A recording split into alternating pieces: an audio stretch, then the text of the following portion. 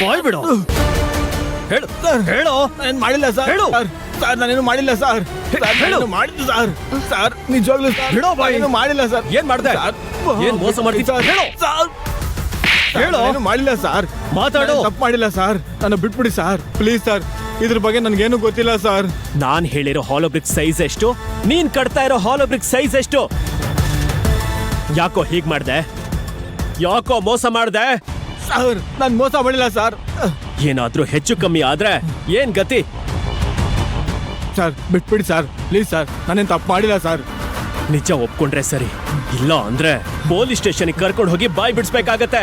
ಹೇಳ್ತೀನಿ ಸರ್. ಹೇಳೋ, ನಿನ್ನನ್ನೇ ಕೇಳ್ತಾ ಇರೋದು. ಯಾಕೆ ಬೆನ್ನಿಗ್ ಚೂರಿ ಹಾಕೋ ಕೆಲ್ಸ ಮಾಡ್ದೆ? ಏನಾದ್ರೂ ಹೆಚ್ಚು ಕಮ್ಮಿ ಆಗಿ ಬಿಲ್ಡಿಂಗ್ ಬಿದ್ರೆ ಹೆಸರು ಹಾಳಾಗೋದು ನಮ್ ಕಂಪ್ನಿದು.